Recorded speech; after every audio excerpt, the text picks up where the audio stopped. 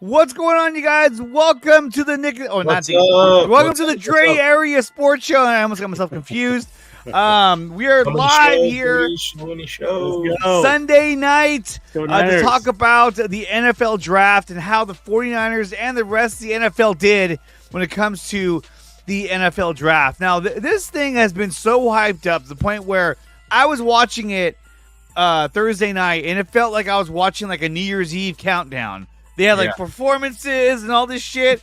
These special guests come out and like, start the draft. I thought, oh my God, what the fuck happened to where this shit used to be on Saturday mornings at like fucking 7 a.m.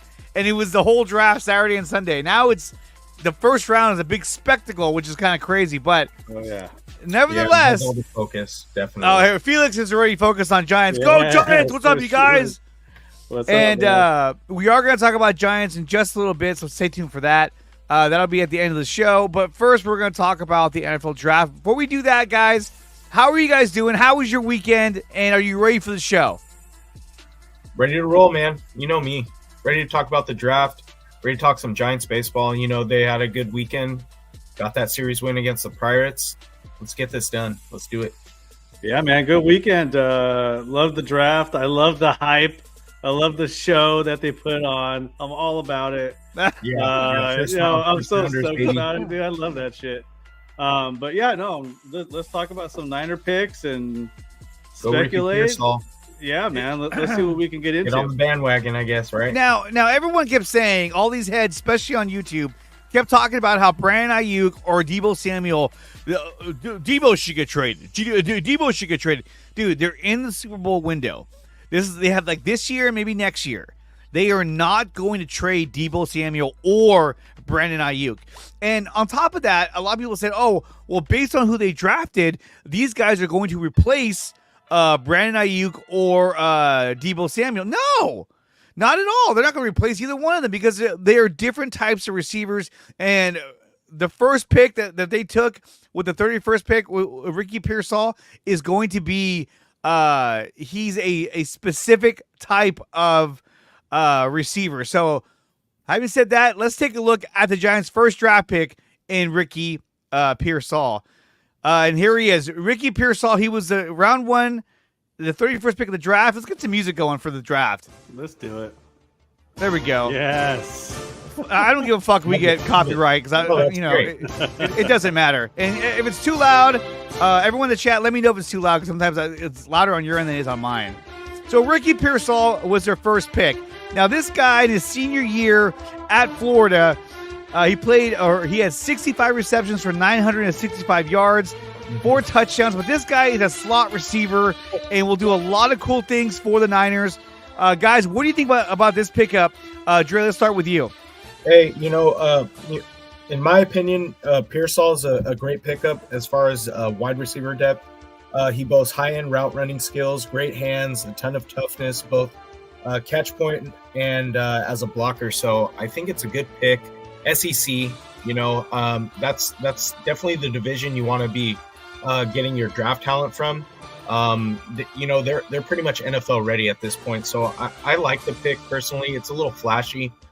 We're used to defensive tackles. We're used to, kind of the untrendy pick. So I personally, I like this one. This one's up there for me. Daniel. Yeah, I would totally agree. I think this pick is going to really help the offense. I mean, look at the weapons that Brock Purdy is going to have now. He's going to have Deebo, he's going to have Ayuk, he's going to have McCaffrey, he's still got Juwan Jennings, and now you add this young guy to the mix who's like a freak athlete. The guy can catch any ball within his, within 10 feet of him. He had an amazing one-handed catch. Big range. I mean, do you have that footage? That's one that stood out the most during the draft. He has incredible leaping ability.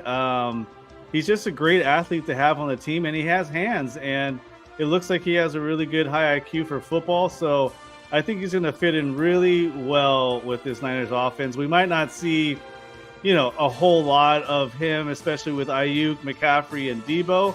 But, Shanahan, he's going to sprinkle in some plays for this kid, and I think it's just going to be great for the offense. I think so too. So this is a guy in Ricky Pearsall that I think a lot of fans got really hyped up, or I should say, got really excited in a negative way when they first saw it. It was a wide receiver. Even I was kind of like, look, I was hoping they would go for an offensive lineman, but at that point in the draft, all the good offensive linemen that you wanted to take in the first round, they were gone. If a guy like Amarius Mims would have slipped all the way to 31, even though he got taken, I think 20th or 21st by the Bengals. Yeah. If a guy like him, or even Tyler Gayton, who was actually got picked right, they were really looking for. Yeah. I think they may have gone with him. Xavier Worthy was another receiver that I think they may have gone with because this guy has Tyreek Evans type speed, and the Chiefs traded up ahead of the Niners to get that guy, which tells me that they had a good feeling that the Niners were going to take a receiver with that pick. Now, were they going to take Xavier Worthy? That I don't know. I think it was a toss-up between, if the Chiefs took Pearsall, they would have taken Xavier Worthy. I think it was either or.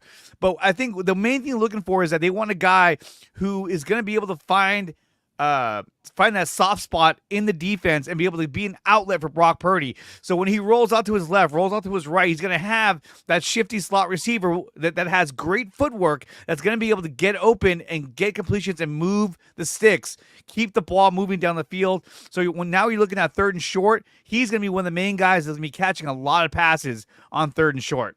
Mm-hmm. Yeah, and he works the center of the field really well. He did that in college, and I think that's going to really help out this offense. And, I mean, you can't forget about Kittle. Kittle's another extremely talented weapon coming out of the backfield or, off the line. So it's just going to make things very explosive. I'm betting on that. So, yeah. And really, he was kind of a sleeper pick because a lot of people had him going in the second round, but the Niners saw the value in this guy. I mean, this guy, look, if you look at it, he played what? He played 5 years in college, so the guy is polished. The guy, bringing him in is not like bringing in just a rookie receiver or somebody new. You're getting a guy that is polished enough to where it's going to feel like you're getting a veteran receiver on your team. And this guy, he's going to be their version of a Wes Welker, their version of a Julian Edelman. I would say their version of, I would dare even say their version of Tyreek Evans. I'm sorry, Tyreek Hill. Tyreek Evans was in the basketball. He was NBA. Tyreek Hill, except for he doesn't have that Tyreek Hill speed, but he has the shiftiness and the footwork to get himself open. So now when you have your set, I think you're going to see a lot more sets that are going to feature Debo, Ayuk, and Pearsall out there as your three receivers. Mixing in Juwan Jennings on third down. Because a lot of times, look, I love Juwan Jennings. I think he's a fabulous receiver, has great hands. He's a tough receiver as well, but he's not a slot receiver. So he's not the guy that's going to, work in the slot and work himself open. And to me, I think that Pearsall, he fits that role that you saw in Christian McCaffrey early on and on some of the games.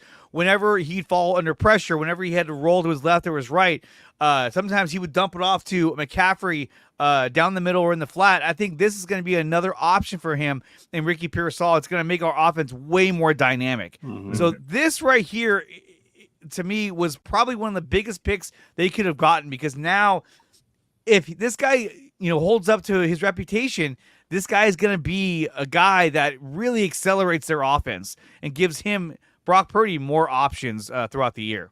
Yeah.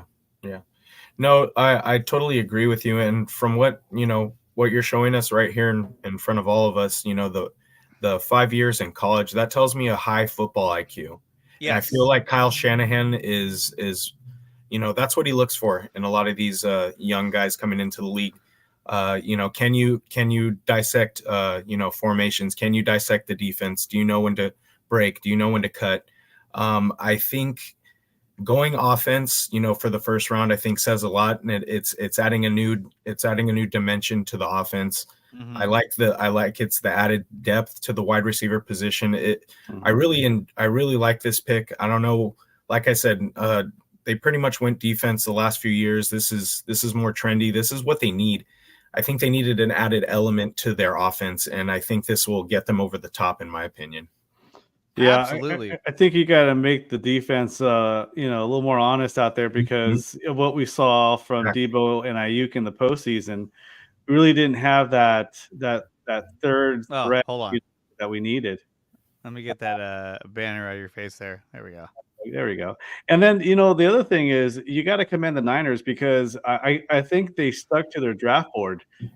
They probably had them ranked. A lot of the players that they wanted were off the board, and they went with their highest ranked, draft pick that they wanted. So, sticking to the game plan, you can't go wrong adding more offense. You don't know what the future holds for any player in any season. You don't know if someone's going to go down with torn ACL, and then you're going to be out another receiver or or Absolutely. lineman. So Yeah, no, I think adding depth is really important, and I think the Niners have done that. not only that, I'll make one more point. I think they're also looking for the future. I think this whole draft, we heard the chatter about Deebo Samuel. We heard the chatter about Brandon Ayuk potentially being moved. I think this is also something they're looking at. They're going to have to pay Brock Purdy in the future. This is something I think they're looking at, and they're looking at heavily. Can't pay everyone in this, in this league. It's a business first and foremost. So I think this is also a step in that direction to get a little bit younger. You're going to obviously Brandon Ayuk is going to have to make a tough decision. The organization's going to have to make a couple of tough decisions as well. Mm-hmm. I don't think we've heard the end of all these rumors about Deebo being moved. I think this was also an important decision when it all comes down to it. And guys, make sure if you want to support the channel, make sure you do so by smashing the like button and subscribe to the channel. If you're watching on X, make sure you follow my account as we go live every Wednesday, if not Thursday, if not Sunday night, and we'll be doing more live shows as we get closer and into the NFL football season. Also, guys, we have a new website up called www.nicotina.net. That is a home for all three of my channels. And there you can become a member of the Nicotina Show. You can also get access to more community links by logging in and creating an account. You'll be able to interact with me and other fans. And this just started, so if you go on there, you don't see anyone yet, it's because we just started it pretty much today. So definitely check that out. And also, there's also the tip jar as well. So if you want to leave me a tip down at the bottom of the website, you can do that as well. So those are all great ways of supporting the channel and the network of shows. So guys, if looking at his stats, right, you got to remember this too, is that, when he played at Florida, he had shitty quarterbacks as well. So it wasn't like he was playing with a dynamic quarterback. Now, he did play with the guy who went number 2 in the draft from LSU. He played with him at Arizona State in 2021. And then he transferred to Florida. I think that was when Herman Edwards decided to hang it up. He was like, all right, I'm out of here. Yeah. And let's see here. Droga's here. What's up, Droga? Thanks for showing up. But I think definitely that this guy is going to be a game changer for the offense, because that's one thing we didn't have last year. And I actually, throughout the year, I actually had hoped that maybe they would do this with Christian McCaffrey, was to have McCaffrey line up in the slot and have either J.P. Mason or Elijah Mitchell, lining up in the backfield. So it kind of gives you a more dynamic offense. Mm-hmm. Yeah, it spreads everything out. He gives everybody more space. Mm-hmm. And really, he liked to keep McCaffrey in the backfield. So I think that when you have a guy like Ricky Pearsall, this gives you that option to have a 3-receiver set with him in the slot.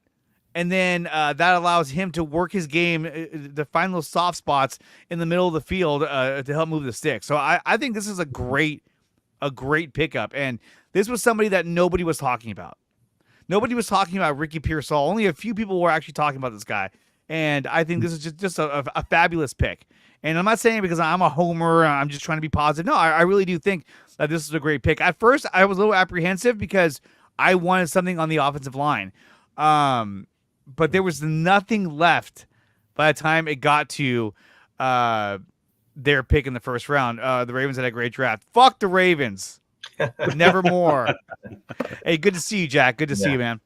And Jack and Droga, make sure you check out nicotina.net. You guys can become a member of the Nicotina Show on that website, and it's going to be a whole new thing I'm setting up.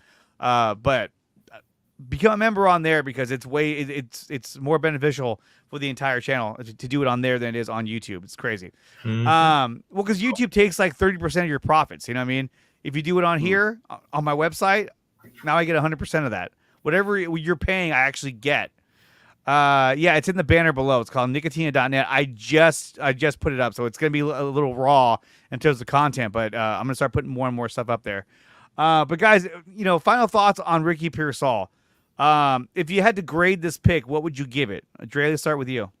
Yeah, I mean, at least a B plus. I mean, look, it's still a position of need. You need to get more depth at that position.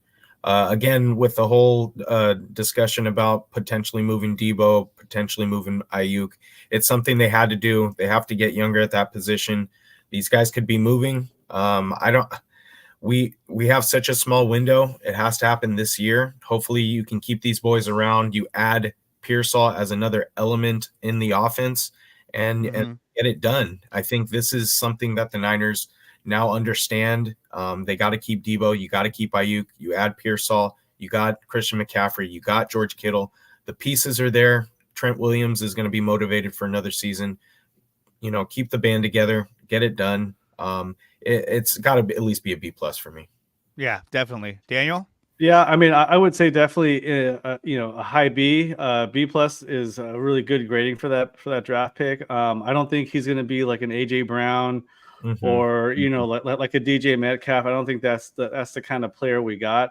No. But I think he's going to definitely add depth to this wide receiving core. And like Dre said, you don't know what's going to happen.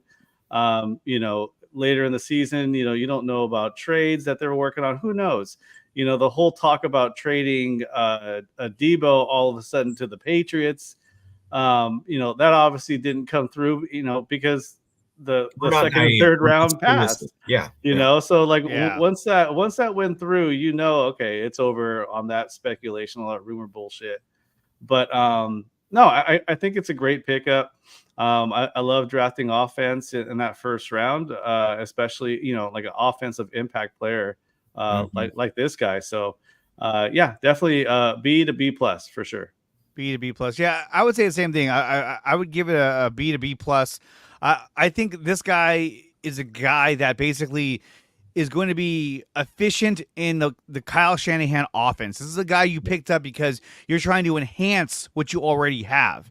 And I think that moving forward, I mean, the guy's only 6'1", I want to say, so he's not like he's a big receiver. So I don't even see this guy being a replacement to Deebo Samuel or Brandon Ayuk. I see this guy being a role player and a role that he knows how to play. And so that's why, when we talk about, this could be the guy to replace one of those two, it's not. Because this guy he's meant to be your every down slot receiver, which is something that we needed so badly. Because when you got away from Ayuk, Debo, and Jennings, who was left? You had Ray McLeod. You had, what's his name? Chris Conley, which we didn't see towards the end of the season anyway. You really didn't have a lot of depth. Danny Gray never even saw the field. Ronnie Bell, I don't know what he's gonna do. I think he'll improve this year, but he's gonna be further down the depth chart. I think this guy is gonna be a starter from day one. I think the word that comes to mind is complementary. I think he's gonna just complement the offense to the fullest. We already have the pieces in place. It's just another added chess piece to the board. I think Kyle Shanahan sees a lot of potential that he can bring and a lot of schematic elements to the offense. It's great. It's what they've needed. Exactly. Everybody in the last couple of years have just not lived up to expectations. I think this is a guy that's actually going to step in and be ready to play. I mean, day one, we're talking about it. Fill in that slot position. Own that slot position, and that should be his mindset coming in day one. Juwan Jennings is right there to every step of the way. He should be side by side, showing him the ropes, and he understands that he's on a 1-year contract. He's going to be fighting for some playing time, but I think that's motivation for Pearsall. I think he can get the job done. I think Kyle Shanahan and John Lynch hit it on the money on this one. Yeah, and it was like I said, it was a pick that nobody saw coming. That none of the heads on YouTube figured this guy was going to be a factor. Yeah, And again, I think that because a lot of us were pretty locked in on they're going to update the offensive line somehow, some way, right? Mm-hmm. Especially in that first round. But I mean, when you look at the picks that were made, I don't think there was really anybody worth a first round pick in terms of the offensive line. So then I think quickly they were like, I'm sure there were names that they had ahead of Pearsall in terms of like the needs when it comes to offensive line. But once those guys left, like Daniel said, I think they stuck to their draft board and they said, this is the next guy up and we want this guy. Mm-hmm. This is the guy we value. And like I said, this is a guy that you can plug in as soon as you can plug right into the offense and have them go. And I think that's really, really important. And really, it's like when you look at when you compare it to any workplace environment, right? Now, I'm going to go even farther away from football. In any kind of workplace environment, right? If you can hire a guy that you can essentially plug right into what you do at work and he can just plug it right in and go, that's a huge asset in any situation. So I think this is that case where they were like, hey, if we get this guy can figure out the offense really quickly and he can work himself right in without any hiccups whatsoever. So I think this was a great pick for the 49ers. Okay, so the Niners are on the board. Let's go to their second pick right now. And here we go. So with the second pick, that's a little too loud. They got Renardo Green, a cornerback out of Florida State University. He was a second-round pick with a number 64 pick. I actually like this pick a lot. I think this guy's really good. Really good. It's a gird. I think this guy's really good. I think he has a lot of skills, and he's a cornerback that we needed.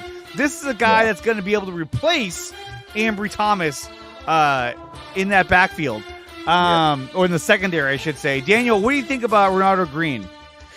I think he's going to be, I'm hoping he's going to be on the opposite side of Ward, and it's going to really help move Lenore into the slot, into the nickel, where I think he's going to be really much more effective. I love the draft pick. I thought you would want to get someone a little bit bigger, but I think he has great ball skills, and he has a nose for the ball, so really excited to see what this kid does. I really want him to make an impact immediately.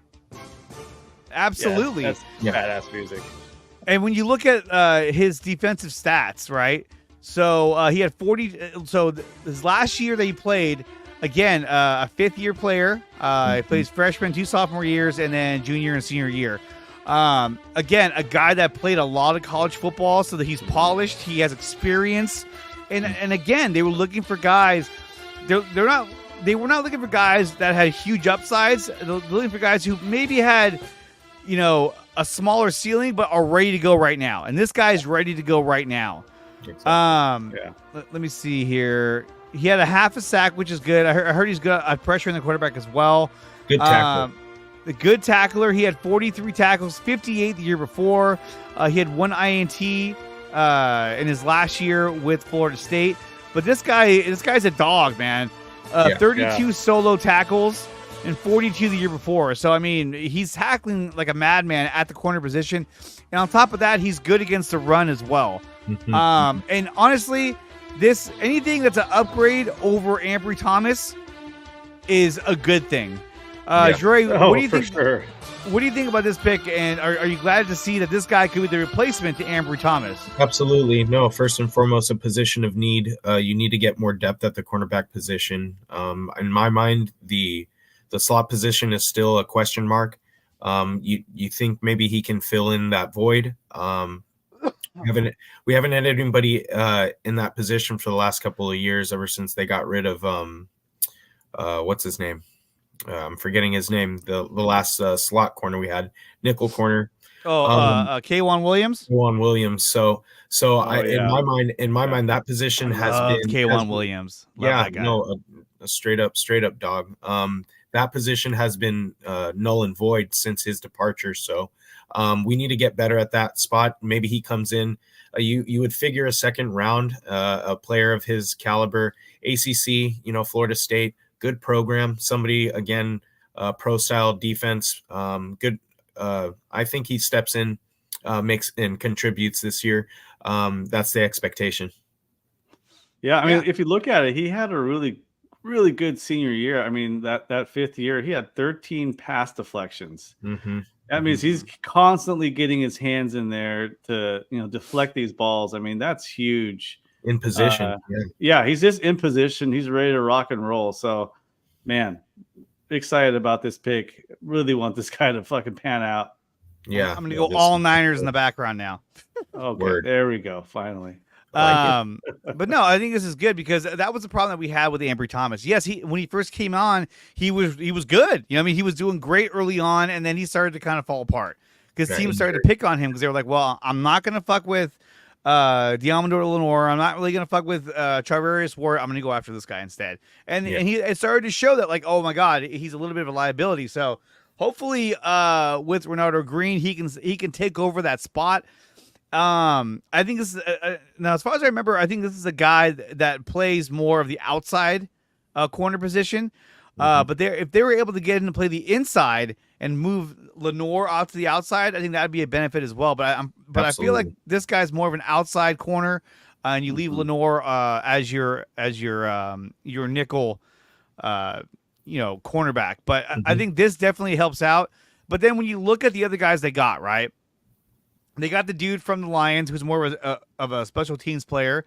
But they got the other guy from the Saints. What was his name? Oh, that's right. Free agent. Yeah. Some guy they're pretty high on that could potentially start. Yeah, it's Yadam, I believe his name was. Let me find it right now. But he led the league in pass deflections. So this guy is also a guy who can easily, win that starting spot, and he's got experience as well. These are just the weird guys they signed. Let me see. And that's what you want. You want competition at every position that you have. You want these guys to fight for a starting spot to get the best out of them. And I think that's what the Niners are trying to do. Is just they have such a stellar defense. They got guys that are Pro Bowlers, future Hall of Famers potentially, and like Fred Warner, and just adding more depth, continue to add competition. That's what you really want to see. Just make them great. Here it is, right here. I just found it. I'm looking at it. Isaac Yadam. He came from the Saints, and you also got Rock Yassin from the Ravens. That's another corner. So they brought in two corners. Chase Lucas, I don't think will be a big factor in the secondary. I think he's more of a special teams guy, like he was for the Lions. But I think that obviously drafting Renato Green is you have to give him probably the biggest opportunity of all those guys. But I really do feel that Isaac Yadam is going to make a huge difference on this team. He had really good stats to back that up too. Let me see if I can pull it up real quick. Yeah, you're right. Let's see here. Okay, do I have this up on the screen? I don't. There we go. Boom. So there's Isaac Yadam right there. Where is it? There it is. I got to move it over from my screen so I can control it. Does it show on here? I'm not sure if that stat shows up under pass deflections or. But it's right there. That right there. But we're here. He had 14 pass deflections. Yeah, that's a lot. Yeah. That is. I mean, and you compare that to who we got out of college, he had 13. Yeah. So, so these guys both got, good hands. They pay attention to what's going on, and they got quick positioning. Position. So that's great. I mean, look, already they addressed the receiver position and the corner position. Now, we didn't think receiver was a position that they had to address, but looking at what they did, to me, it makes a lot of sense. It makes your offense, like we said, more dynamic and gives them more options to move the sticks, because really it felt like when Purdy would drop back, a lot of the times, George Kittle is staying back to block to help that offensive line. And you need to have that guy who's shifty enough, has a good footwork and hands that can get himself open. And as much as I love Juwan Jennings, he's not a shifty, fast receiver. He's he's more of a big, tall kind of, kind of a tough receiver. Yeah, he's a possession guy, exactly, which is good because you want to have that. I mean, how many times did we see him come through with a huge catch? Oh, you know, for a absolutely. first Juwan, down. baby. Yeah, third and Juwan. I mean, so having a player like that is huge. I mean, and he's Juwan Jennings is a situational kind of player. You know, you'll see him in there during certain situations that the Niners are in. And pretty So- looks for him. Definitely. Yeah, he definitely does look for him. Mhm. yes, yeah, he definitely Very has comfortable Purdy, getting yeah. into the ball. So you love to see that. Absolutely. Yeah. And guys, we have 31 watching right now. Make sure you smash the like button and subscribe to the channel. If you're following me on X, follow this account because we'll be going live for multiple different channels on this X account, which I'm going to make X accounts for each one of the channels. But for now, follow this channel because you'll be able to see all the streams that come through, which is Jerry Sports, Beyond the Unknown, and the Nicotina Show, which is the main channel that I started with. And guys, make sure you check out nicotina.net.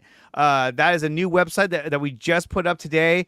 On there, it has room for memberships, for communities. So I'll be adding more and more content to that website as we move further into the offseason, closer to the beginning of the regular season.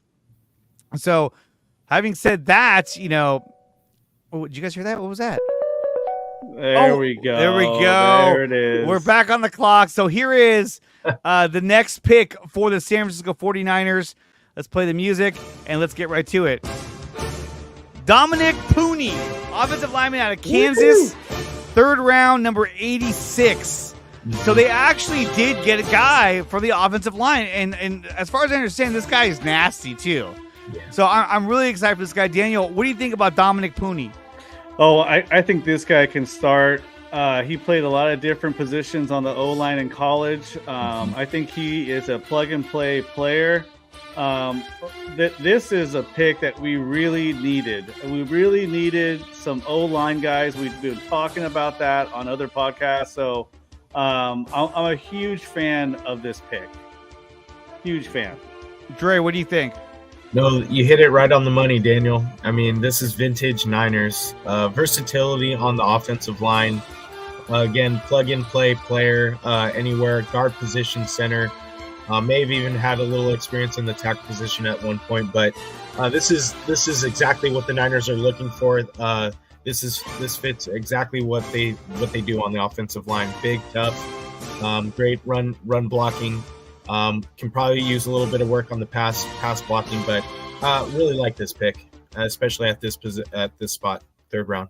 Yeah, he's huge. He's 6'5", 320. Hey, what's going on, Hey, guys? what's up, man? Oh, there we go. Yeah, So this guy, 6'5", 6'5", 313. This is a big dude. Yeah, I think he got bigger.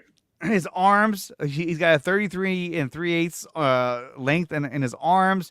He's got big hands. I mean, this guy is Good somewhat value of the at this total point. package.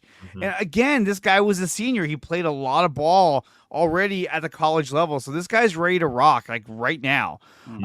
This is, of course, this is NFL.com. Their prospect grade was 6.20. But still, I think this is exactly what the Niners needed. This guy, this guy could play center. This guy could play right guard. This guy can move around a lot of different spots. So I think that they're going to pinpoint what is their weakest position and where does he fit in.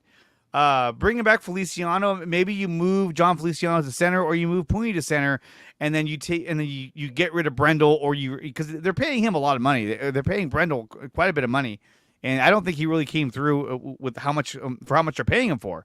But overall, though, I'm glad they got a guy for the offensive line. They absolutely needed to. What the fuck is this? There we go. I was like, hey, did I hijack him? Little combine footage. Here we go. Look at this next gen stats brought to you by the NFL.com. His production score was 68. At the combine, God damn it. At the combine, he ranked 6th amongst all guards.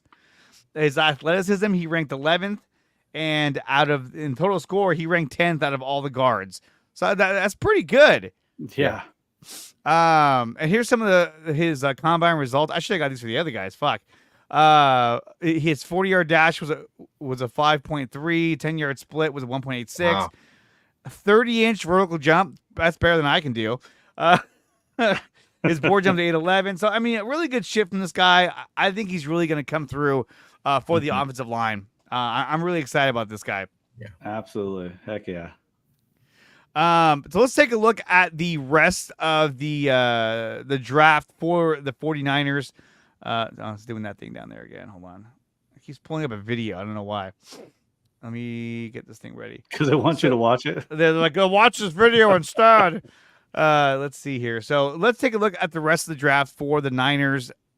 You got safety Malik Mustafa. Yeah, I think this is another good pick as well because they needed help at the safety position because we know that Talanoa Hufanga probably won't be ready by the start of the year. So now you can put a guy like Mustafa in there with Jair Brown. Yes, they're going to be two young players, but I think they're going to be two good young players in the secondary. What do you guys think about this pick? A lot of youth now at the back end of the defense, but you like the added depth. Like you said, we don't know what's going to happen with Hufanga at the beginning of the season. You expect him to be starting right alongside Jair Brown, but this is another piece. Just being a defensive back, maybe if he doesn't get any potential playing time there, maybe you move him to a corner position. You look at this pick where it's at. You have the potential to move him around a little bit depending on his skill set. So another good value pick, definitely helping out the back end of the defense. Yeah, he plays nasty too. I mean, he's the guy that gets his helmet right in there. Yeah, so I mean, I'm really stoked about this pick. It'll be interesting to see how the Niners, move him into the lineup, or maybe he starts on special teams. Who knows how this is going to roll out. But if you look at his jersey, he's a team captain. So really excited about this pick. I mean, I love the name too, Mustafa. Yeah. Mustafa, like the Lion King.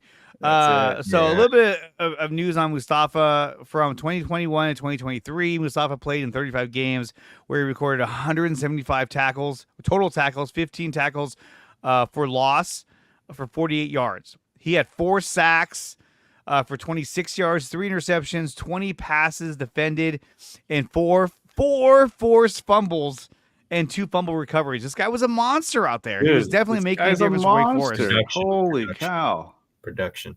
Wow. And to think they got him in the 4th round with the 124th pick. That's how talented college football is. That they can lose this many players and still pump out even more players year in and year out. It's crazy to think about. Yeah. The next pick was Isaac. How do you say his last name? Isaac Guerendo. Thank you, Isaac Guerendo. Now this is a guy that they traded 2 5th-round picks to move up to get this guy. Mm-hmm. Which is interesting because, I mean, you're drafting another running back and you already have Mason, Mitchell, McCaffrey. So you got a lot of guys ahead of him. Mm-hmm. There is some talk that maybe this guy could be the replacement for a Kyle Juszczyk because he's a big guy. You know, he's bigger he's a big running back that he could convert to a fullback, but you can use him in many different ways. Some of the info on him is that from 2021 to 2023, that's Mustafa. What?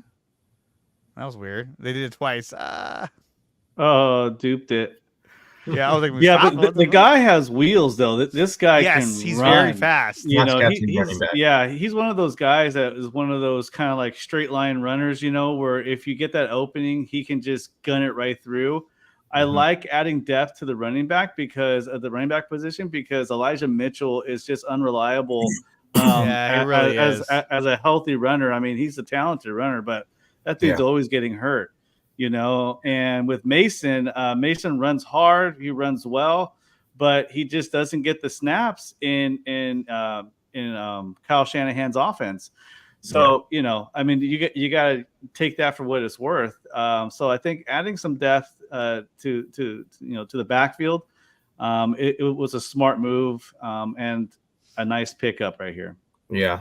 I think a comparable player they had to Isaac was Raheem Mostert, kind of that one cut and go, like you just said. Yeah. And I think that's something they've been missing recently. Like you said, they have those guys that can, go through the tackles, put their head down and go. I think this guy is more outside the tackles, added another element for the backfield. But I think I really believe that he's another piece that Kyle Shanahan and John Lynch were looking to add for the backfield, another pass catching running back. guy with good hands out of the backfield. This Can take a little pressure off of Christian McCaffrey. This is a big stat right here, though. Yeah. Look at this. The 2024 Combine running back rank, he was first when it comes to athleticism. Yeah. That's huge. I know there was probably other players that were ranked first in that same category, but this is one of them. Yeah. And that's look, huge. He ran a 4.3. He ran a 4.3. Yeah, This guy has wheels, man. Breakaway speed. Yeah. And just another guy that you can, get outside and give the defense another look. So his 10-yard split is 1.5. I mean, that's how fast he gets 10 yards. Yeah. So this guy, once he gets going, this guy is fucking fast. And yeah, like you said, he does kind of remind me of like a Raheem Mostert. But I mean, this guy's Bigger. 6 foot, 221 pounds. Big dude. That's a big dude at freaking 6 feet, 220. Jesus. So this will be a nice asset to have for the Niners. Now, obviously, things can change throughout the whole offseason and preseason, so we don't know where he's going to end up. But this guy could be the end-all replacement for Kyle Juszczyk, because this is going to be probably Kyle Juszczyk's last year with the Niners, unless he wants to come back for a very small contract, which I can't say that he would. But you just really never know. Yeah. So looking on to the next pick that they got, where was it? Here it is. Is Jacob Cowing. So they got another receiver. And it says here at Arizona, Cowing played in 25 games, recorded 175 yards, over 1,800 yards, and 20 touchdowns. He also made 8 rushing attempts for 27 yards. Yeah. So they added another receiver. So I think guys like Danny Gray, guys like Trent Taylor, they're like, fuck, here we go again. Yeah. We just fucking signed this. God, I thought I was going to start. The thing with Jacob Cowing, he's a small dude. He's 5'8". In the NFL, you're 5'8", 168.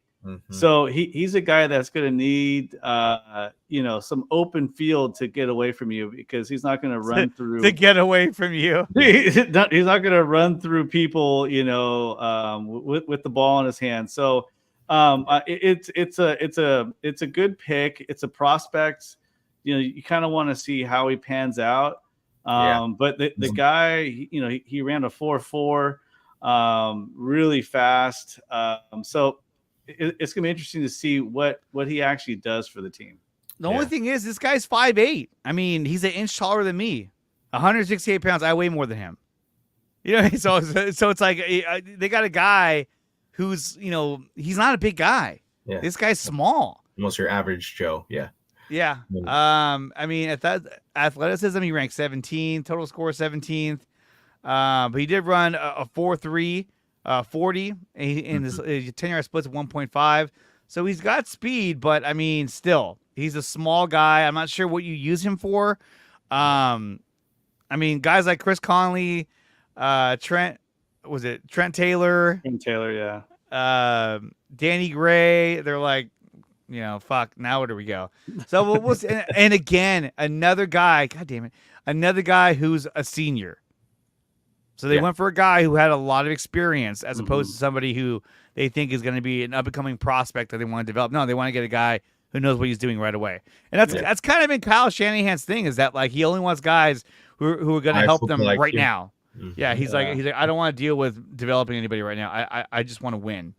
Well, I mean, it's still, you got to put in the time, and not just Shanahan, but Lynch, because it really has to go through Lynch on drafting these players. So you're kind of seeing kind of what he's been doing over the past few years. You get some really good hits and you get some big misses. So, you're hoping that not every draft pick is going to be a Hall of Famer or impact player, so you got to, take that with a grain of salt, drafting Jacob Cowing. So again, it's just been interesting to see how he mixes into the offense, if he does a whole lot. No, absolutely. Absolutely. It's going to be interesting to see how he fits in with the roster. He might be like a special teams guy. He might be, and then you got to think about too, is that we still got Ronnie Bell. Yeah, where's Ronnie Bell going to fill? He had great hands last year in preseason, and you saw him a little bit in a regular season, but that didn't translate to a whole lot. And then all of a sudden he was just gone. They were like, "Fuck it, I don't want." Kyle was like, "I don't want to see him anymore. I don't want to see him anymore. He's making me nervous." Yep. And that's one thing about Kyle Shanahan. I think he has massive anxiety, and when he starts to get nervous about players, that's when he's like, all Massive right. anxiety. Yeah, he's like, massive. I'm done. I can't deal with this right now. This guy needs to go. We're like, oh shit. Like, all right. But still, really cool stuff. And they got Jacob Cowing. So the next pick in the draft was Jarrett Kingston. Now, Daniel, you and I watched the same video about this guy. He's got short arms, and apparently he's not very powerful. Right. So I think he just adds depth and possibly somebody that can help out the O-line throughout the season. Here it says Kingston attended Washington State before transferring to USC from 2018 to 2022. While at Washington State, he appeared in 37 games. At USC, he appeared in 12 games, and he got 1 fumble recovery. And remember, too, at USC, they had a horrible offensive line. Caleb Williams was always on the run. Running for his life. Yeah. Yeah. But they must have seen something in this guy, to go after him. So it'll be interesting to see what they do to him. For all we know, this guy isn't going to make the team, but he's a 6th-round pick, so you hope that he would.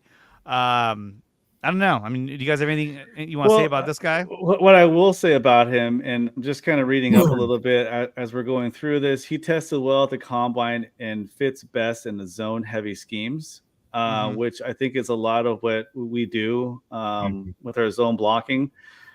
He started both at guard and tackle during his time in college, so he's shown the ability to be versatile. And I think you got to give him some time to get used to the speed of the NFL and all that. So, what was his 40? I'm just kind of curious. 5.02. Okay, yeah, that's good. That's good. He can move. He can move. So, anyways, yeah, I think it's a nice pick. It's a project, I think, but correct. Yeah, you took the words right out of my mouth. I mean, again, his athleticism score, he ranked 3rd among guards.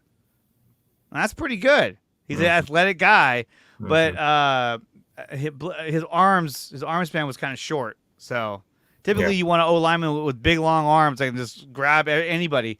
But we'll see how he plays into the rotation. I think at this point they're trying to deepen the rotation as much as possible. So anyone they can get will help out. And of course there's injuries too. So you got to have guys who can step in and eat up those holes when you have guys who go down. And then what's this? This is the last pick in the 7th round, the 251st pick. They went with Tatum Bethune. Bethune? I say that's how you Buffoon? say that. Bethune, yeah. Bethune. Now, this was a linebacker they took. So, again, this another smart pick because they needed to deepen that linebacker position. Florida State. And that's the thing, too, is that, you're not going to have Drew Greenlaw at the beginning of the year. You're going to be going with Lavondre Campbell, who struggled against the run. Isn't the best linebacker, but I think he's better than what we had before in Oren Burks. And you have D. Winters back there, and just not a lot of depth at the linebacker position. So they chose this guy. Let's see. Bethune playing 24 games, recorded 142 tackles. He had 1 sack, 1 interception, and what? Oh, sorry, that was myself. Even passes defended and 1 fumble recovery. So, I mean, look, the guy has some good stats, and I think he could definitely contribute to the Niners linebacking core, which right now is pretty thin at that. You got Fred Warner, Lavondre Campbell, and then not a lot of options after that. So that's really where this guy fits in. Yeah. What do you guys think about this pick? It's just a little bit of youth for the linebacking core. Yeah, I mean, it's going to be another project, another process for the linebacker. So, I mean, it's one of those picks. It's the 7th round. You're just pretty much stacking. You're adding depth at that point. It was a position of need. Maybe you would have thought maybe they would look to some of the earlier rounds to get some some more depth for the linebacking position. But Florida State, good program, had a good defense, top-ranked defense. So I like the pick. Yeah, no, not too much to say about it. So looking at their whole draft in total, what do you guys think about their draft and what they did in terms of if you had to give them a grade, what would you give them for the entire draft? I think go ahead. I think they're in that B plus range. I think they had the surprise at pick number 1. You know, I don't think a lot of people thought they were going to go wide receiver. So that was a little bit of a surprise there. You give them a little added points for that, little flair points. But overall, they addressed all the positions of need. They got better at these positions. I think you got some guys that can step in, play right away. You got some guys that are work in progress. But overall, I think you leave it at a B plus, a B to B plus. Daniel? Yeah, I think that's a fair assessment. I would be on the low end of a B, but you know, you never know how these guys are going to turn out. Some of these guys might not even make the 53-man roster. You know, some of them might just be practice squatters. Yeah. You know, so you don't really know. But I think from addressing the needs perspective, I think they address their needs. They're adding depth to positions that are really critical to make impacts out there. Yeah. So, you know, from that perspective, I like what they did. But, you know, it's just, you don't have a top 10 pick. You draft real late in the first round, still a first rounder, and you get yourself a really good wide receiver. And then, you follow up with the cornerback, which is what, you really wanted to see some good, some support back there in the backfield. And then you follow up with a really talented O lineman in the third round, which I think was a really impressive pick that the Niners did there. So, I would say a B. Yeah, definitely. And guys, remember, tomorrow morning, the same broadcast will be available on Spotify. If you go to Dre Era Sports Show on Spotify, you'll be able to listen to his entire show on your car ride to work, on your car ride home, wherever you do, while you're doing dishes. It'll be available. And I'll drop the link in the chat as well, so you guys can follow us on Spotify. That's a new thing we just started on that as well. So all the episodes that you see on the Dre Area Sports Show will be on Spotify the following day. So that's really cool. But yeah, I would say I would give the Niners a B plus. I think they did a lot of things that no one thought they were going to do, but they did address a lot of needs. But here's the thing: it's like you're picking towards the end of the first round. You were never going to get. The chances are you were never going to get the big highlighted name that you wanted to get. You know, those guys, unless you traded up or you gave up a lot of assets or a lot of picks, you're never going to move up to that top 10 or even top 20 pick to get the guys that are extremely good, the premier players that come out of the draft. But I mean, that's the other thing I want to talk about too, was the NFL draft. I thought it was a little interesting how that went. So when you look at the total NFL draft, especially the first round, let me pull this up real quick. What were you guys' thoughts on, the overall pick, number one pick, Caleb Williams, as your number one pick? I think that's a great pick. Yeah. Especially for the Bears. The Bears have been dog shit with quarterbacks. Dog shit. Yeah, it's just heaping pile of shit. They cannot figure it out, and even their head coaches have been shitty too.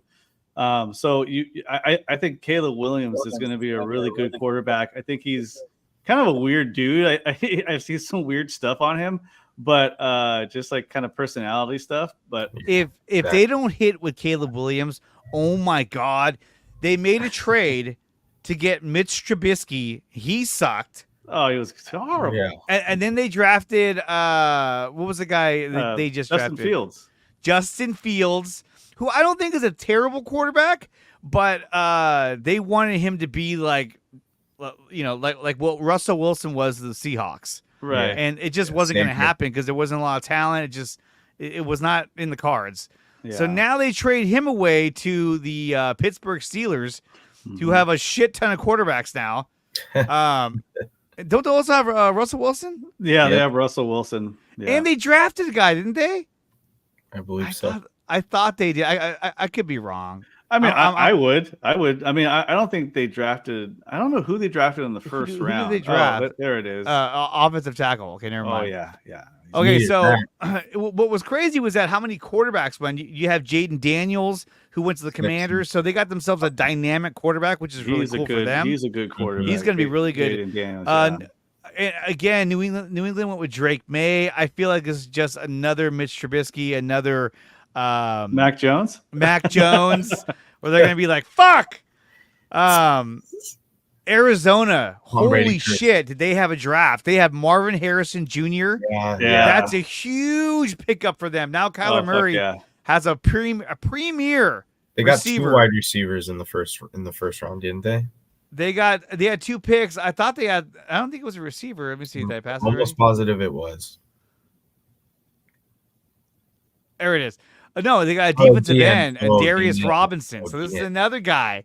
So they got a defensive player and they got a receiver. They had a big draft. I was like, holy shit. They made some noise, definitely.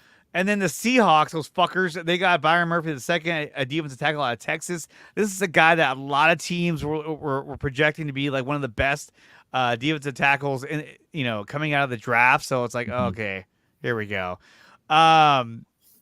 Who else was there? But all the quarterbacks too, like Bo Nix. He went to Denver.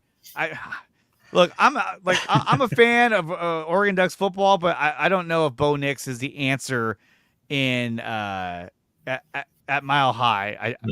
I mean, who else they got? They got Zach Wilson, right? They got Zach Wilson. Yeah, they got Zach Wilson because that dude's not going to start. And that dude's fucking pissed right now. He's like, fuck, I just got drafted. Right, man. Just got traded here and they drafted a quarterback. Back to third string again? Fuck, man. I know. He can't catch a break, dude. Yeah. Fuck him. Well, he's not very good. That's why. I mean, exactly. The upset, the biggest surprise pick was the Falcons. Michael Penix Jr. But a lot of people are saying that this guy has a huge potential to be like a Michael Vick kind of quarterback. What do you guys think about? So let me ask you, what do you think about Penix Jr. And do you think that he's going to be the real deal? Because now he's going to be on the bench behind Kirk Cousins, right? Yeah, and you know what? If you think about it, the Packers have done it, right? The Packers drafted Love with Aaron Rodgers, a future Hall of Famer. And now you got the Falcons kind of doing the same thing with Penix. I mean, I wouldn't put what's his fucking face who they just signed. Oh, I'm drawing a blank now. Why am I drawing a blank? The quarterback for the Falcons. They just signed him to like a 5-year, $180 million contract. Anyways, the name slips my mind, but still, Kirk Cousins. Good Lord. Yeah, Kirk Cousins, right? And he's just coming off of a torn ACL, I think it is. Achilles, which is a savage injury, and he's not getting any younger. At his age, they signed him to a huge contract, which was kind of crazy, signing him to that kind of dough.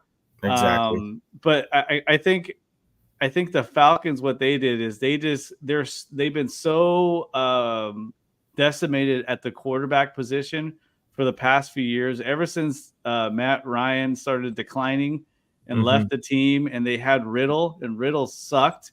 He sucks. He was horrible. So they've had Zach is there for the moms. Yeah, Zach is there for the Cougars. For the Cougars. I think it was a pick out of need, and they were just wanting to cover their ass to make sure that Kirk Cousins pans out, and if he doesn't, they got a really good young prospect. Yeah. So while everyone was cheering, watching them, select Michael Penix Jr. or at least somewhere, this was Kirk Cousins watching the draft.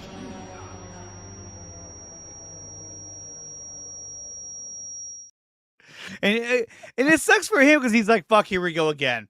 Yeah, I mean, wherever he goes, it's always like, "Oh yeah, he's becoming the guy." Where it's like, "Let's get Kirk Cousins, but let's get someone else to take his place." Just in case, just in case. Yeah, be like, he's not gonna last. He's not gonna last.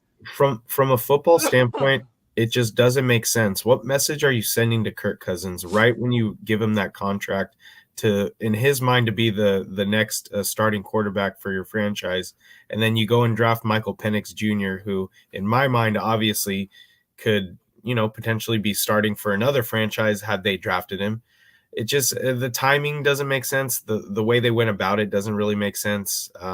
in my mind, it kind of seemed like a That was, panic selection. yeah, it just seemed I kind of just weird. I can't wrap my head around it. It just doesn't make sense to me. The how it all transpired. So I just I'm very puzzled by the pick all the way around. I don't think that this guy was going to get drafted in the first round. Mm-hmm. I mean, what other team needed a quarterback so bad that they would have taken him in the first round? And his injury history too. He's had some pretty bad injury history as well. Yeah, he's had some pretty savage injuries, which I think they're probably going to take the slow approach with him, which is why they drafted him and just we already got a starter, so let's just take him now. But yeah, I mean, you read a lot of the comments of the Kirk Cousins team. His team had no idea that the Falcons were going to do this. Yeah, so it was one of the most surprise picks. This is a pick like the Raiders would do or some shit like that. Yeah, this is a Raiders move right here. Yeah, exactly. You're just like, what? That's a head scratcher, it's just the Raiders. I was surprised when the Raiders drafted Brock Bowers. I was like, oh, they actually got a tight end. Like they got a quality player. I figured for sure they're going to draft some idiot. I bet you if Penix Jr. was there, they would have jumped all over him. The ghost of Al Davis would have been like, we're going to go with Michael Penix Jr. Just win, baby. Just win. What's going on with my camera here? I don't know. You're frozen in time. Am I frozen? Yeah, you're frozen. You got your hand on your chin. Oh, that's, at least I'm in thought, thinking right? super hard. Yeah, you're thinking. Jeez. I'm like, what are the Raiders thinking? Oh, no, I'm more like, what are the Falcons thinking? All right, I'm gonna leave studio and come right back. But guys, what'd you think about Brock Bowers? Think he's gonna help Aiden O'Connell with the Las Vegas Raiders? There's no helping that team. I mean, it's a good selection for where they got him. He slipped down the draft board, top 10 selection. They definitely need help in the receiving category. He is an awesome receiving tight end. Give him credit. It's a pretty damn good selection. He's going to be a great player for them. And mark my word. Mark my word. Oh, yeah, I took the screen with me too. That's fine. I mean, it's all good. Yeah. I thought it was a good pick, but by the Raiders, it's probably one of their better picks they've made. Oh yeah, absolutely. The past few years, they always roll the dice. Kind of a no-brainer. On some dude that or like who was it? Darius Hayward Bay. Like what the fuck was that all about? Remember that back in the day? They always drafted the idiot. You're just like, oh. Well, they always drafted speed. That was their thing. You got to be fast if you're going to get drafted by the Raiders in the first round. You got to be fast or athletic. And who was the other guy? Jamarcus Russell. Remember that? Oh God, the greatness that is Jamarcus Russell. Yeah, that's hilarious, Jamarcus Russell. Oh. I couldn't believe that. But Brock Bowers, he's 6'3", 245. He's that's a big boy. Man. That's a big dude. Guy. Yeah. So, he's I thought that was a really good selection. This is the guy I thought might slip to the Niners, which is Amarius Mims, but he went number 18, so he was nowhere close. I was like, well, there goes that. Jared Verse. Yeah. That's a huge edge rusher from Florida State. He went to the Rams. So, so they beat up their defense. And if you look at what the Eagles did, they got Kenyon Mitchell, and they got another corner. Yeah. Look at the Lions got Terrion Arnold, so they got another corner as well because that was one of their biggest problems last year was against. They had problems in their secondary. So now, not only did they bring back C.J. Gardner-Johnson, but now they drafted a first-round cornerback in Terrion Arnold, and I want to say they drafted another one too.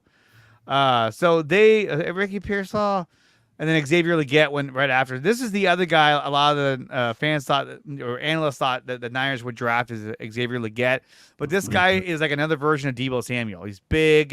He kind of has the same build. I don't think we need two of those guys. I really don't. Yeah.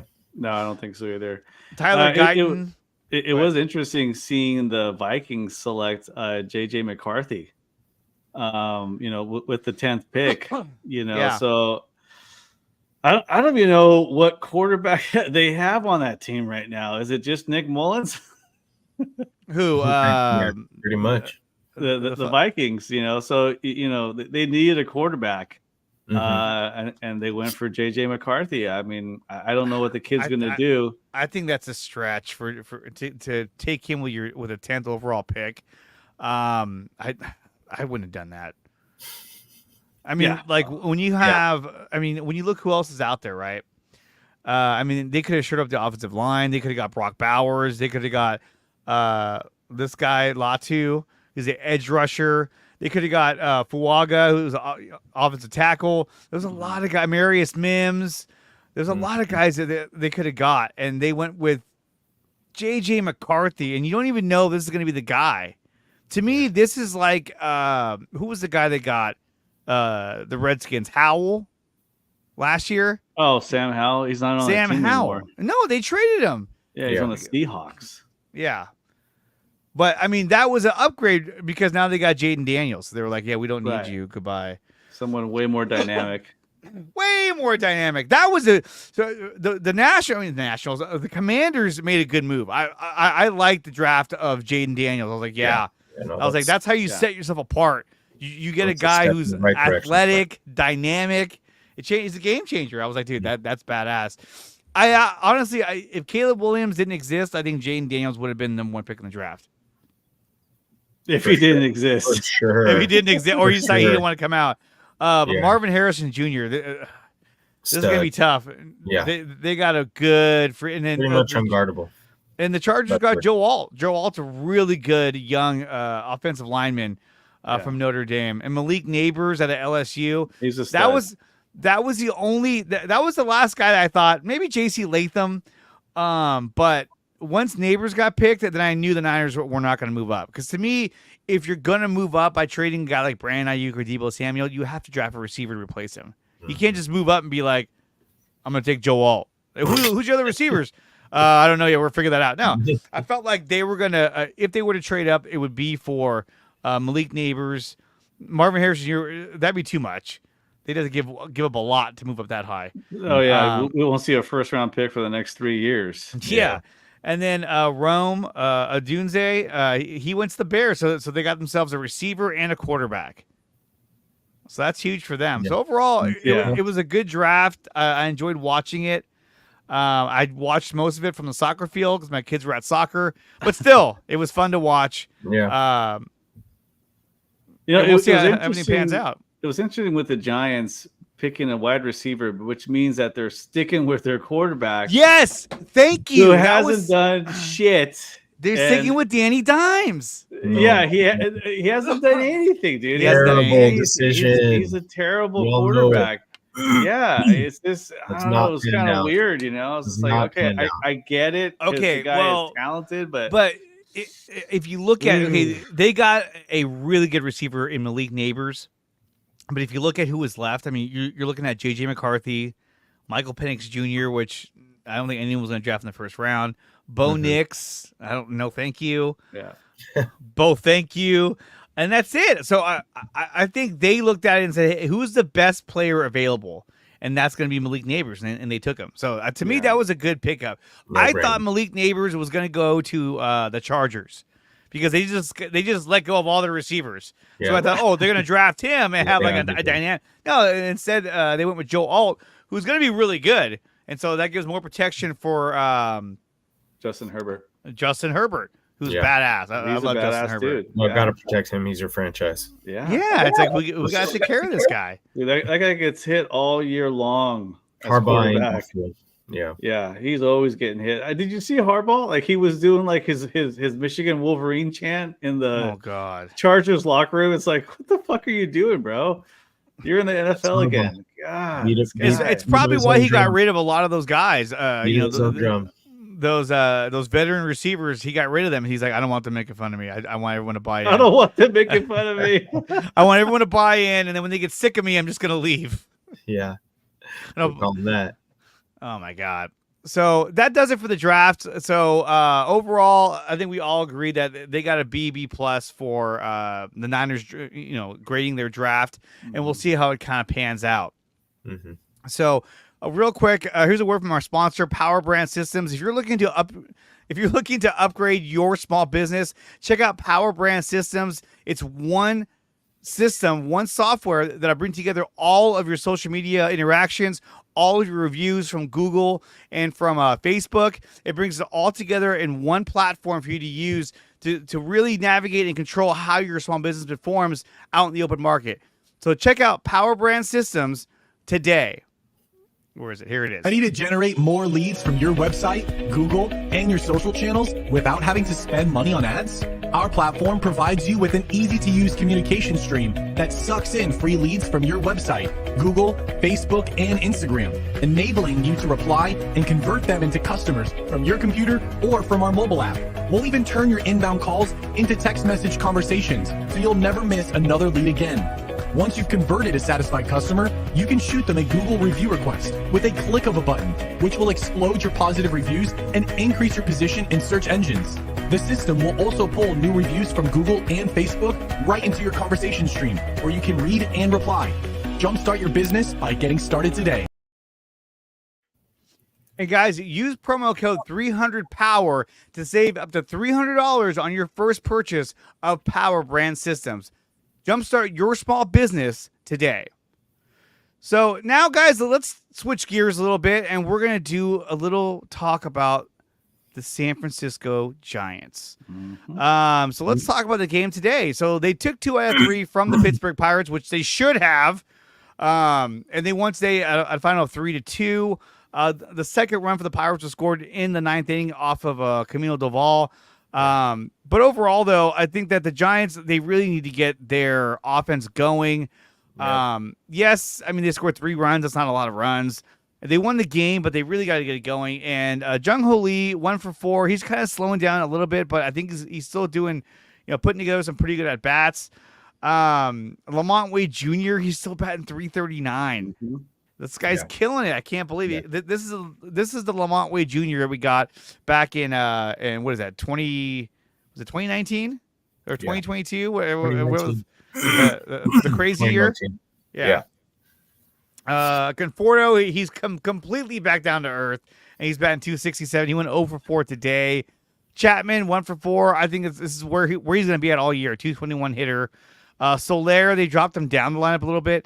He went 0 for 3 with 3 strikeouts. He's batting 216. That's kind of what he does. Although last night, he did smash a home run last night in the 9th and kind of got them back into it. Fitzgerald, though, 3 for 3, this guy.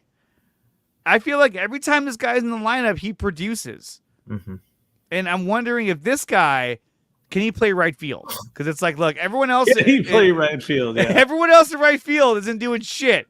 Yastrzemski went 2 for 3, and he did hit a home run today, so he is playing a little bit better. He's up to 236, yeah. And so if we look at his stats, I don't know if it'll show me his last 10. Or here. So his last 15 games, he's batting 293 with 2 home runs and 10 RBIs. He also struck out 10 times as well, fucker. In the last 7 games, he's batting 444, so he's actually turned it around, and he's playing really well. The guy that concerns me the most is Austin Slater. What are we doing with this guy? Oh, Austin Slater, your buddy. He can't even get a hit. He can't get a hit. I don't know what to do. Yeah. It's over. I mean, they have to think of other options. And every time they play Austin Slater, what do?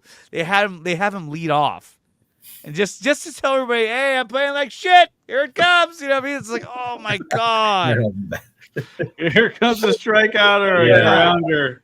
Yeah, it's like, let's magnify the fact that I'm hitting like shit, and yet you're putting me as the leadoff. Like, oh my God, why? I don't understand that. What do you guys think about Slater? And should is it time to move off of Slater? I think it is. Dre, what do you think? Yeah, absolutely. I don't know what where he got such a long leash. I mean, yes, it's way past due. We need to move on from this guy. Bring up somebody from AAA. It needs to happen. As you said, he's not productive offensively. He's serviceable in the outfield. Just another depth piece. But I think the ship has sailed. It's time to move on.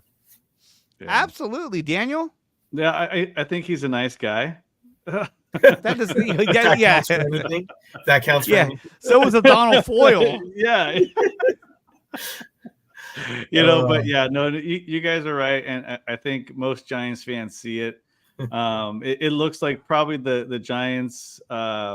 It's just that they're just waiting for that player to kind of spark down in the in AAA or AA even to see if they get someone that they can call up, or if something goes on where there's a trade involved. Then he's just a piece to add to that, So yeah, he doesn't DFA'd. He doesn't add anything to the lineup, man. He's just a dude out there, nice guy. Yeah, he's just not doing. Yeah, just cool points. Hey, he's hella cool. Look at that beard. Yeah, look at it, man. Yeah. But yeah, he's not doing a whole lot right now. But No, I mean, he's not. But check this out, man. The Giants are in second place now. Isn't that some shit?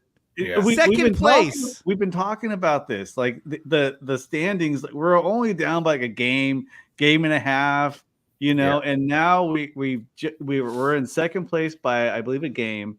So I mean, it's still early in the season, but the bats are starting to come. It's not even on here. The pitching has been, really good. Yeah. I mean, we're 3.5 out. The Dodgers are catching steam. They're 18-12 now. The Dodgers. I mean, yeah, the Dodgers. But no, the Dodgers. Our starting pitching has been incredible. Absolutely. Except for the days, except for the Blake Snell spot. And again, Snell goes on the 15-day DL. Yep. Like, holy shit! This guy has been nothing but a mess. Yeah, he's been a big. Yeah. I still think that he can bounce back and have a good year, but fuck, man, this guy has been nothing but problems. Yeah, no, that's kind of my mindset with it too. It could be a blessing in disguise that he goes down, down with the injury. Maybe you put him in the in AAA when he gets back healthy, give him a couple starts down there, get his confidence back up, and then you bring him back up. There's really no rush. I think the rotation has some depth there. Yeah. But still, the problem is that they got Blake Snell because of the lack of depth that they had at the starting pitching position. Mm-hmm. He's gone in there and gotten lit up. He got lit up for 3 starts, and now he's like, "Oh, I'm hurt." The day of his start, oh, he's hurt. I almost feel like, I mean, look, he may be hurt, but I also kind of feel like maybe he said, "Hey, I'm not ready, dude. Like, I need more time to get ready." Exactly. Yeah. And they said, "Okay, well, we're just gonna say you have an abductor injury?" Like, it sounds very general. Like, huh? Yeah, like, huh? And abductors are like the part that connects your muscle to your bone or something. I don't know. It's like it's in your groin area and your hip or in your arms. It could be a number of things. So it doesn't say where it is. It just says that it's an abductor strain. Mm-hmm. So I think they're trying to get him kind of retooled and figure out what the fuck is going on with this guy, because they need him. Yeah, they do. No, they'll need him down the stretch, and I think this will be a step in the right direction to get him right, to get him ready, and he'll fit his way back into the rotation, and you hope his results will be different the second time coming back into the rotation. So I think we just got to be patient. It's a long season. It's more about what is he going to do for us in July, August, and leading into the postseason. That's where he's going to be very important to the rotation, and that's where he's going to be making that money that's where he's supposed to be making. And we're paying him a lot, and where the expectations are high, but it's going to be coming down to the very end. What is he going to be doing? Is he going to be producing at that point? Yeah. And Dre, you don't have to stand up. I know you're wearing a Blake Snell jersey. He'll come around. Don't worry. Actually, I felt good to bring out the Yaz jersey, so that's the jersey I have on right now. I mean, everyone loves the guy. Everyone loves Yaz, and he's playing good right now too. Yeah. So he was able to turn it around. Thank God, he was on death's doorstep. Boy, I'm glad you're not the GM, Andre. You would have DFA'd him immediately. I would have DFA'd Austin Slater already. I'd have been like, give me Luis Matos, give me somebody young. Right, I'd rather them struggle like he is than this guy who's we've already seen his top potential. So, well, what's funny? So Joey Bart came back, to San Francisco. His last 15 games, he had 3 home runs, 8 RBIs. He had 5 walks. He was batting close to 300. I was like, wow, he's really doing a good job. And then in a 3-game series against the Giants, he went 0 for 1, 0 for 3, and then didn't even get in that bat in the first game. So I don't know. And not only that, he went 0 for 3 with 2 strikeouts. He's probably like, get me the fuck out of here. I don't want to play here anymore. I didn't want to come back, man. I know. Why'd you make me come back? He's like, I left here for a reason, you know. But overall, the guy who I'm so in love with right now is Patrick Bailey. I mean, the other night he had a game-winning home run. Today he did go 0 for 3. Thanks a lot. But he's batting close to 300. He's been really, really good this year. And again, in this lineup, now it might have been because of the pitcher they had going. I don't know if this guy Jones, is he a lefty? He's a righty. He's a good pitcher too. He's a good Jared pitcher. Jones, yeah. He's a badass dude. But Jared Jones is pitching, and he got lit up. Well, yeah, he did in the third. He was like, "Oh shit!" And then, who is it? Keaton Wynn. I mean, this guy has been good since the beginning of the year. Yeah, 6 innings. He's 3-3. I didn't even think he had 3 losses.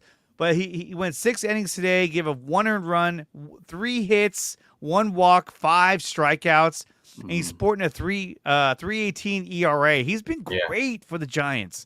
Yeah. And then this is another guy. It's like when you get the other guys back from injury, you know, do you put this guy down AAA? Do you put him in the bullpen? What do you do? He's been extremely effective. Now, of course, look, I mean, anything can change. Especially in pitching, but still, I think that Keaton Wynn has been a huge surprise for me, at least. Yeah, he's been a solid pitcher. I was a little bit worried about him too, but you know, he's had some real good games where he's had some high K games. He pitched well against the Dodgers. You know, another guy I really like right now is Kyle Harrison, man. I mean, that kid is pitching really well too. I mean, you know, he's sporting a 4.09 ERA, which is not great, but he has 31 Ks and 33 innings. You know, I think he's a very talented pitcher, and thank God he's on the Giants because you know, I think he's just going to get better. Yeah. Yeah, no, he does a great job at attacking the strike zone with his fastball.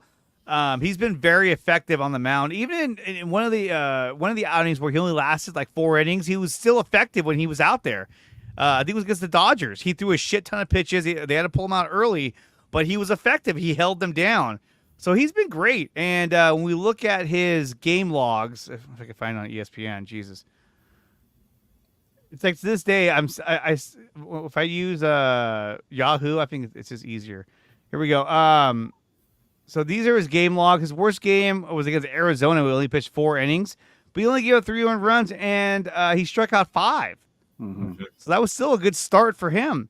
The Dodgers, he only went 5 innings, but he struck out 4, and he gave up 4 earned. But those were after he had left the game. They started to score runs off the bullpen, but they were his earned runs because they had runners on. But the guys won. He's led them to 3 straight wins against Miami, Arizona, and Pittsburgh.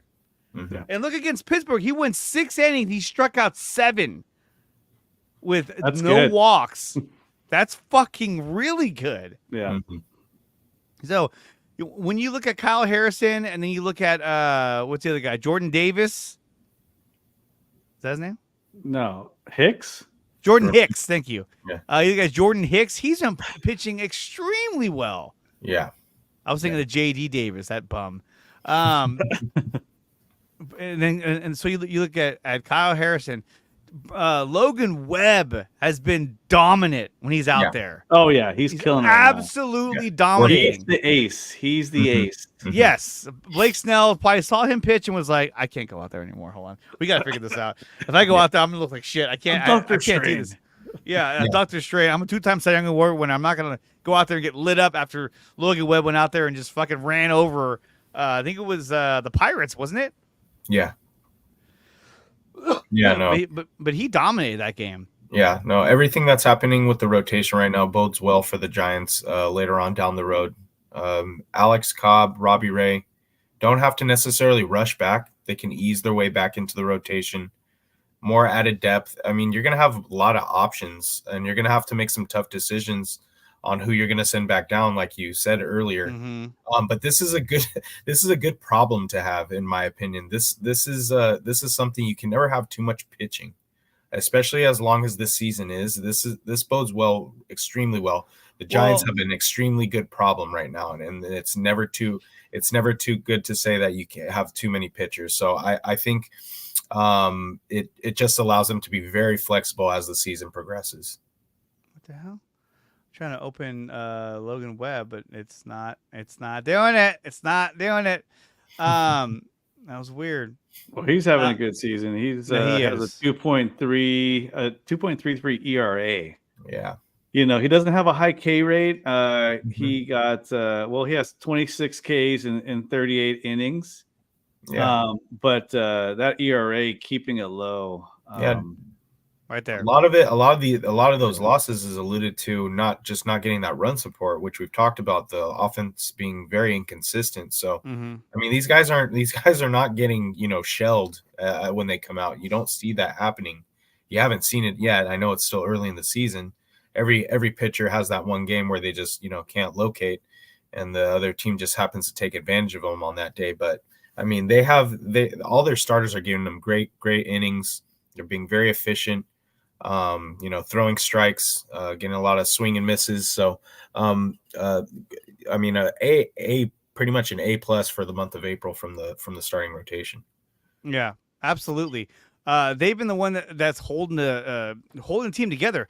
And What I love so much about the Giants this year, and I don't know if it's a bit of nostalgia, but I love the fact that they've gone back to pitching and defense. That instead of saying, look, we got to get guys in here that can score a shit ton of runs. And no, they looked at what the Dodgers were doing. They said, okay, so look, what advantage do we have? If we bolster up our pitching staff, then we can limit the damage defensively. If we increase our defense out, on the field, that's going to limit the damage. So you have a monster in terms of like a third baseman when it comes to what's his face? Matt Chapman. Yeah. So far, first base hasn't been a problem. I think that Estrada's been fine. Nick Ahmed has been really good defensively at shortstop. My only question is he going to be able to hold up the entire season? Because he's up there in age, so I don't know. Yeah. But outfield wise, Jung Ho Lee has been great in center field. As much as I've been shitting on Austin Slater, him and Yaz have been fine out in right field, and Conforto's been holding down left field. He is what he is. But defensively, short and third has been really, really good. No, definitely getting the most out of their defense, and that was one thing they stressed the most in this offseason was getting better defensely. Yeah, it's going to have to continue. Yeah, no, absolutely. And I would rather see them do that and then say, okay, let's go sign some guys who can score, and they're just kind of shitty hitters. You know what I mean? Yeah. They're guys who are washed up. That maybe they could produce this year, but they don't. So I'm glad that they went with, hey, look, let's get a guy in Nick Ahmed who. He's a savvy veteran. He's a former Gold Glover. He's a good defender. Let's just put him in there at short. And he's come through with the bat as well. He's had a lot of big hits this year that have been big for the Giants. So I'm happy to see that. But overall, pitching and defense is back in San Francisco, and it's working right now. I mean, they're in second place. Yeah. Second place. Let's go. It's what we're used to. It's what we're used to. Yeah, I mean, those championships. You're probably not going to be able to catch the Dodgers unless they fucking implode. Which I don't see happening. Yeah. I know. Like they even got Tyler Glasnow. I was just like, fuck, you serious, dude? Like, they don't even need the guy. They're like, Leading the league in anyway. strikes, yeah. Let's get him anyway. Oh my god. And guys, if you haven't done so yet, make sure you smash the like button and subscribe to the channel. Check out Nicotina.net. That is the website for all three of my channels, which is Dre Area Sports, Beyond the Unknown, and Nicotina Show, which covers comic book movies, comic books, and movie and pop culture news. So check out Nicotina.net and join the community for the channel that you connect to the most. There'll be more content on the website as the days go on. There is a spot for memberships for the Nicotina Show. We will be adding memberships for Dre Area Sports and Beyond the Unknown as time carries on. So that should be a lot of fun. But the Giants win. I think the Giants they have the potential to be in this for quite a while. The question is that are they going to be in it to the point where they're going to be in a position to make a trade to get somebody to get them over the hump? And if they can, that'd be great. And I think, again, when you're looking at, where would you try and, bring somebody in, it's going to be in either left field or right field. Your outfield positions are the two. Because Conforto, I mean, look, he's starting to come back down to earth. I don't know if he's going to keep that up. But, I mean, either way, right field and left field are your open positions if you're going to try to acquire anybody. Yeah. Go ahead. No, I think you kind of maybe said it even earlier. Maybe you look for a bat at the shortstop position because you said Nick Ahmed might be, his age is definitely, a concern, lasting a full season at that position. And then you think about if these guys in AAA, Luciano, these guys aren't obviously making an impact. They're not being called up at a certain time. Maybe you look to trade them and bring in somebody, that can help us win now. Well, that was the thing too, is that Marco Luciano, I was like, dude, are we really going to do this? Like, I thought maybe he was going to be the starter. He's not. Still waiting. Yeah. Still waiting, patience. And the thing is, you don't want to make a mistake and bring someone up too early. I mean, if you look at the Orioles brought up Jackson Holiday, who had a great slash line down in the minors, and he fucking couldn't hit major league pitching. He had like a $183 or like a 083 batting average while he was up here. Yeah, he's already back down. Already back down, So it's just you got to be careful on who you call up, on who you DFA or what have you, because sometimes these young guys, when they come up and they experience like failure, for the first time, like, oh god, I can't do it this. Really happened, it might mess them up. Yeah, and Jackson Holiday also, he's the son of Matt Holiday. Yeah. Which, I don't mean to sidetrack the show, but I mean, when you start seeing the kids of the players start to make the major leagues, you're like, fuck, I'm getting old. God damn it. You know what I mean? You're just like, damn it. That's for sure. His oldest son is already playing. Right? Oh, shit. Yep. Exactly. That means, also, too, the first time I felt old was when I was as old as the players. You know what I mean? I was like, oh, I'm the same age this guy is. That's crazy. Yeah. Then now I'm like, oh, I'm older than that guy. Oh, that sucks. But yeah, Jackson Holiday. I was trying to find his stats, and I couldn't. Let me try to find it. It's not very good. Not worth looking up. Yeah.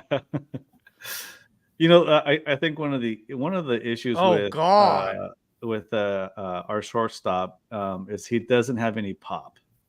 Yeah. He doesn't bring a big oh, there it is. Yeah.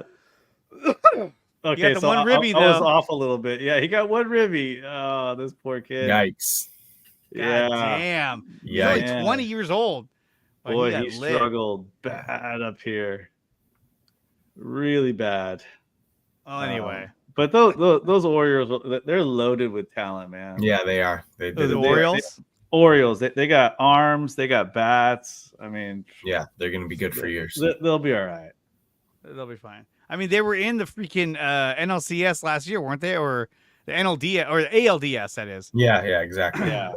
And they sucked for a long freaking time, so they should be good at this point. Fuck. Yep. You would hope so. I mean, they were basically invisible there for a while. Oh yeah, they were beyond especially in that division. Yeah, especially in that division. Yeah. So it is what it is, but guys, I think that's gonna do it for the show. We talked about the NFL draft. We talked a little bit of Giants. Obviously, the Warriors already got eliminated, and the Lakers are on the brink as well. Oh, that's true. That's true. That's actually a pretty good series. I think that series. What is Lakers it now? Should have won at least 3. The Lakers should have won at least 2 games. They were up, really? They've been up in every single game except for the first one in LA, pretty much. Yeah, that game too. They were up by the first 2 games they were 16 points or some shit. I mean, they were up in the first 2 games. They just can't figure them out. It's just one of those things. So the series is that what 3-1? Okay. Yeah, 3-1. It's pretty much over. It's over. It's over. Yeah. LeBron did his patented. I'm down 0-3. I'm gonna go crazy in this game and not lose. And then I'm sure the next game they're going to play terrible. It's going to be a rout. Watch. Is it going to be in Denver? Oh yeah. Yeah. Oh, yeah. They ain't coming back to LA for Game 5 or Game 6. I mean, that was the thing with both the Lakers and the Warriors. I mean, it was going to be really hard for them to get out of the first round.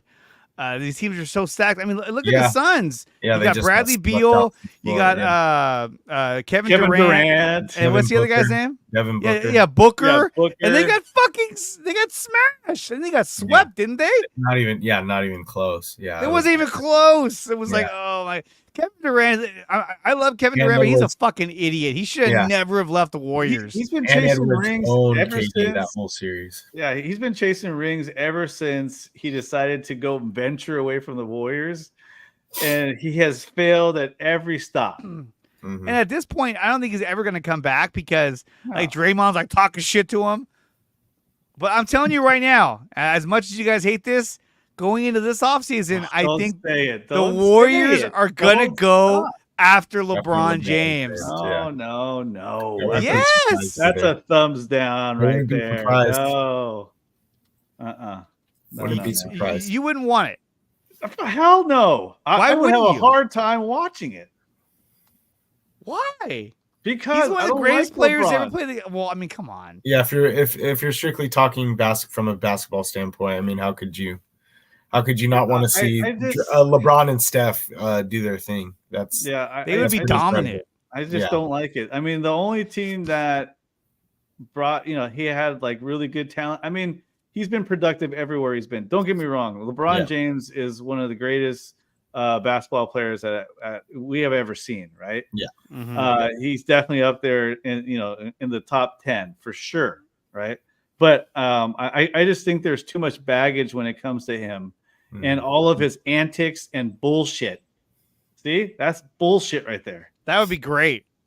No, I like how he doesn't even have a number. They just erased it. Yeah, no, I don't like his antics. I don't like how he fakes the fouls. How he's an actor, man. But I just don't want it. I don't want it. If this guy was on the Warriors, this would be an awesome trio. The problem with this trio, though, is that they're old. So it'd be like it'd be like the stars of what, like 5 years ago, are trying to run it back. Because for a while there, it was all Warriors and Cavs, and so now they're coming together to be like, let's do it together this time. Yeah, we would not win a championship if LeBron came to the team. I think we could. I really do. Think we can. I don't think so. So, like, if you had the Lakers, right, and you substituted out D'Angelo Russell for Steph Curry, that would be a huge difference, don't you think? Yeah, of course. I mean, right now, if you said, "Hey, D'Lo, go away," well, we already had D'Lo once. Well, I know, but that was a dumb idea. Yeah. They were just trying to get something for nothing at that point. Yeah. But I mean, I'm just saying though, man. I think that's what they're going to do. I mean, what else are they going to do? Are they going to bring in DeMar DeRozan? He's not going to do anything. He's going to be a scorer, and I mean, look, the last time we won a title, we had Jordan Poole, who was scoring at will. I mean, that's really what they need, is a guy who can just score like crazy. I mean, maybe DeRozan is the guy they look at. I'm sure there's going to be other options out there as well. But LeBron is the biggest name. My fear is that LeBron says, yeah, I'll do it. And they don't, and then they bring back Klay Thompson. You know what I mean? It's like, oh, now you got the old guys running around like, let's go. Yeah. No. And Kuminga's like, what am I doing here? You know? Yeah, it becomes a fucking mess. Because then LeBron's going to demand to be starting.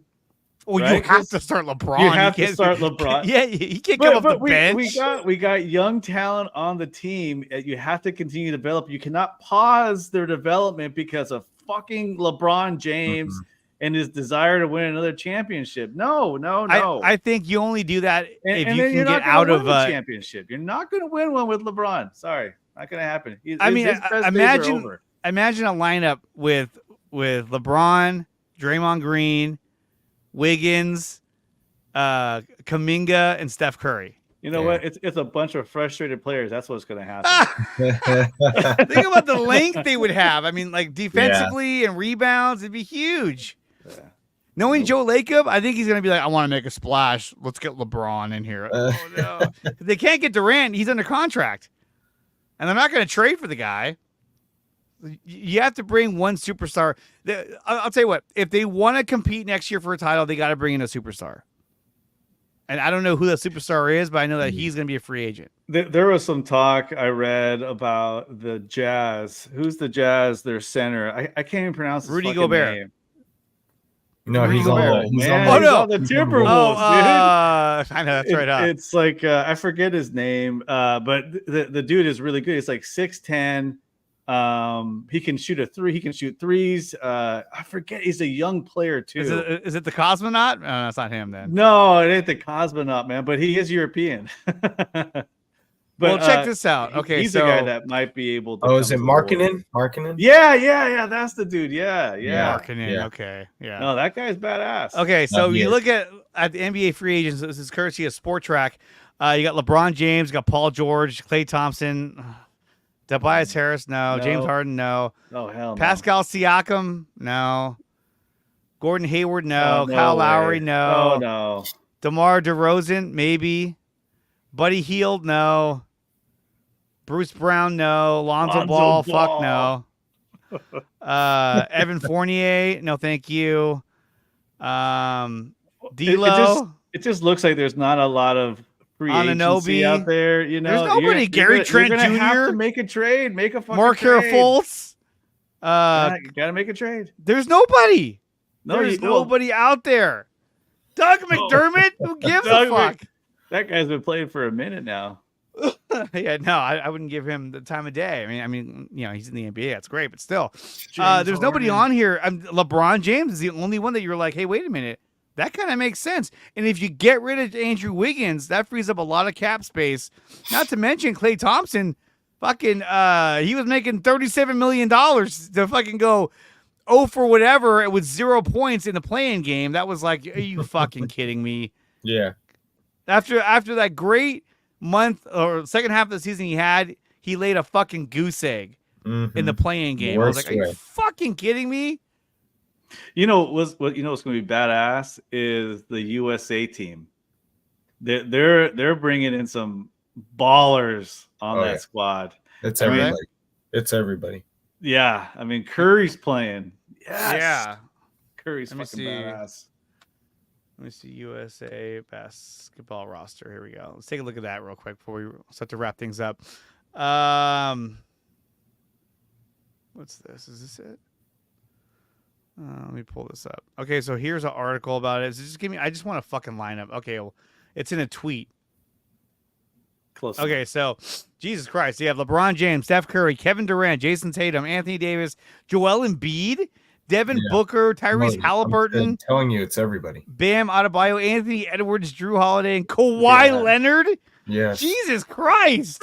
Yeah. Ain't nobody beating USA. There's, I mean, like, they're stacked. There's no way. Yeah. I don't even know who your shittiest player is. Right? Normally, LeBron James? No, the worst player on this roster, and he's not even bad, is Drew Holiday. But he's not even a bad player. You know what I mean? Yeah. No, he's a great defender too. He's a scorer. He's the only look at even Grant Hill's like I can't believe this. Yeah. Yep. That's pretty crazy. They should win. Yeah, they should.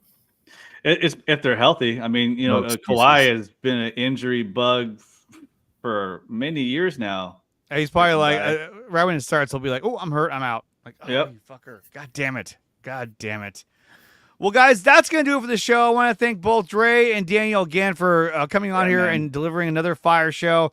We covered the NFL draft and how the Niners, what they did in the draft and how we thought they did, and we graded those guys as well. Talk a little bit about the Giants as well, and we talked about the Warriors. We were able to sneak that one in there. Nice. But yeah, guys, so thank you so much for coming on here. And, we'll see how this works out for the San Francisco 49ers moving forward into their continued offseason. And we'll see how the Giants perform as they move on. Hopefully they get Blake Snell back because that fucker needs to figure it out. Yeah, it does. And quick. That would be that fucker. Otherwise, we're going to end up like this guy. No. Crying Jordan. It's going to be a crying Blake Snell. Please no. Love that one. All right, guys. We'll see you guys next week for another episode of the Dre Area Sports Show. Peace.